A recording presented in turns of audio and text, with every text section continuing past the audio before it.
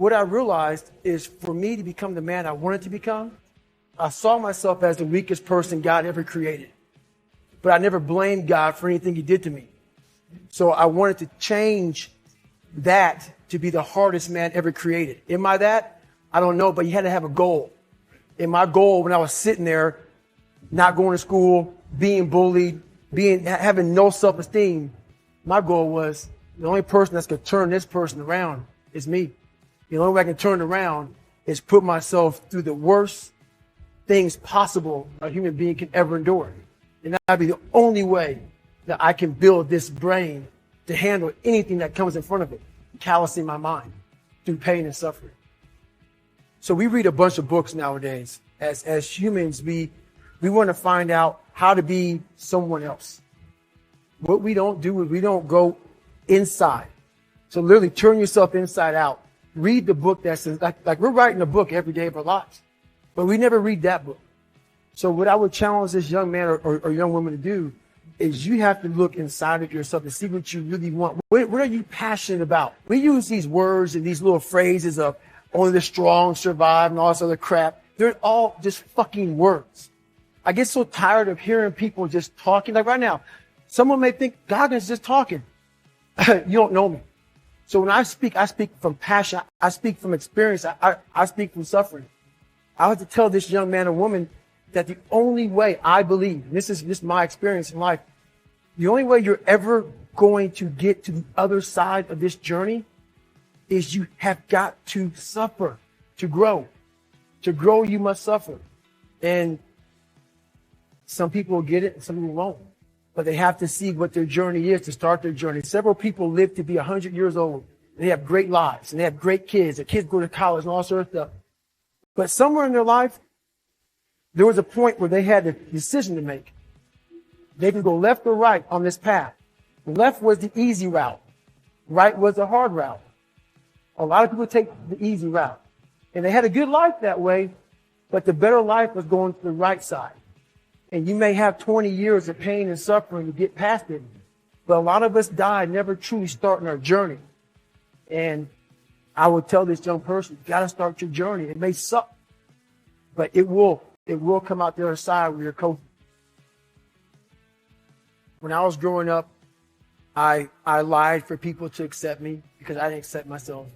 So I would make up stories so that you would accept me into your world. I would, everything I did was for someone else to like me. It wasn't until I started reading my own book about how pathetic I was as a human being. I could blame my dad. I could blame kids at school. I could blame having health issues, ADD, my mom not being around. Great mom, but she was doing her thing. I could blame a lot of people. And that's the book I was reading. And I put it off on everybody else. It wasn't until I said, you know what? For me to fix this, I got to read what the fuck is wrong with David Goggins? Not blame anybody. Read my book and say, okay, I'm afraid of my shadow. How can I overcome that? Go in the military, get your ass kicked, do things you hate to do, be uncomfortable every fucking day of your life. Roger that. I'm not the smartest kid in the world. Okay. Instead of somebody saying, oh no, you're smart. No, don't say that to yourself. I said to myself, no, I'm a dumb motherfucker.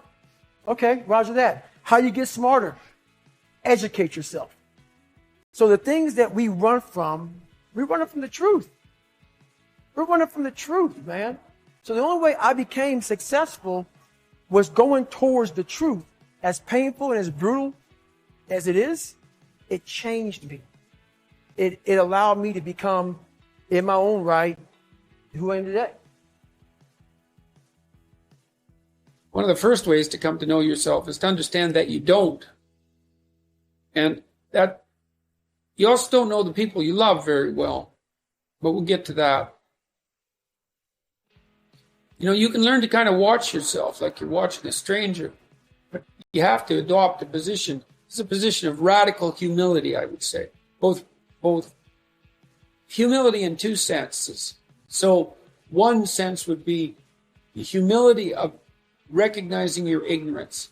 So you have to understand that you don't know who you are.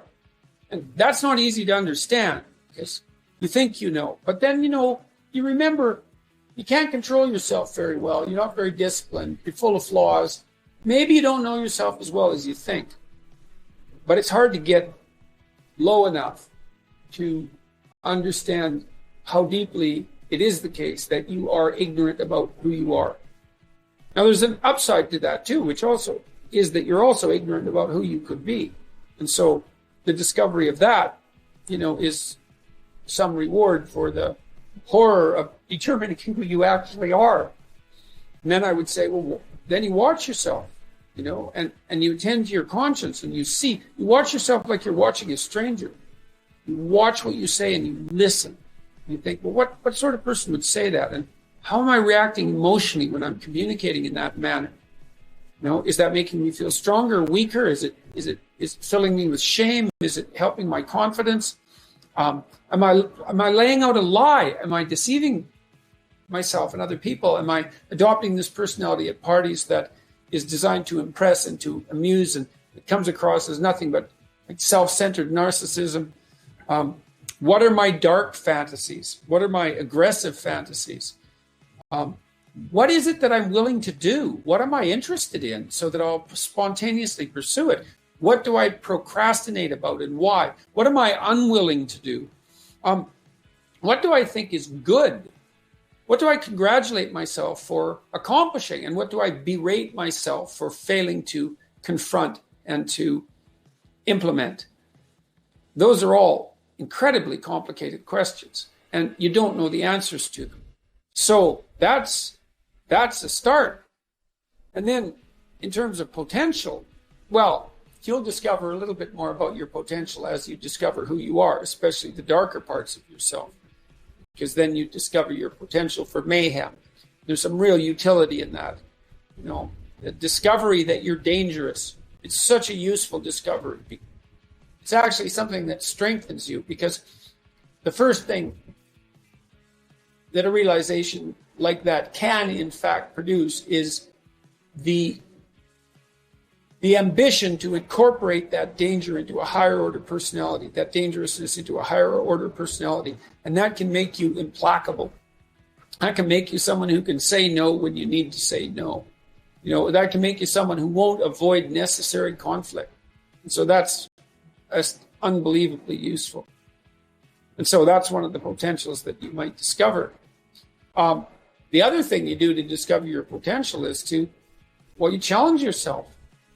It's like rule 4 in my book, 12 Rules for Life, is compare yourself to who you were yesterday and not to who someone else is today. And that's kind of a good way to start this. It's like, well, take a bit of a look at yourself and think about what's not so good that you could improve, that you should improve by your own standards, and that you would improve, and set yourself a little goal. What I told his son was pretty much this right here. He asked me a question about he wants to be really good at tennis. But what happens is after I play tennis for a while, I want to go play video games. You obviously don't fucking want it bad enough. Because a person that I became obsessed. I became obsessed with being the baddest motherfucker that God ever created. Am I that? I don't care. I believe it. And I was trying to tell him, once you become obsessed with something, it's okay to be unbalanced for a while. It's okay. Don't be all this stuff people say, you got to be balanced. To be the best in the world at what you do. It's not about being a Navy SEAL, people. The best at what you do, you have to be unbalanced to find every bit of fucking energy and strength that you have to pull it off. Then you get balanced once you become great. And then you help other people become better from you being the best in the world. So if your family doesn't understand, why are you so daggone crazy? Because I'm trying to be the best I can to give you the best that I am. And it takes being fucking obsessed to where people think you're crazy. People look at me and say, oh my God, you're a masochist, you're this and that. I'm not going to get into how bad I was in all these races and SEAL training. I had 21 stretch fractures going through Hell Week. 21 stretch fractures. You know what I did? I taped my ankles up. Roger that. I want to be a SEAL. So I did it. Become obsessed with being great.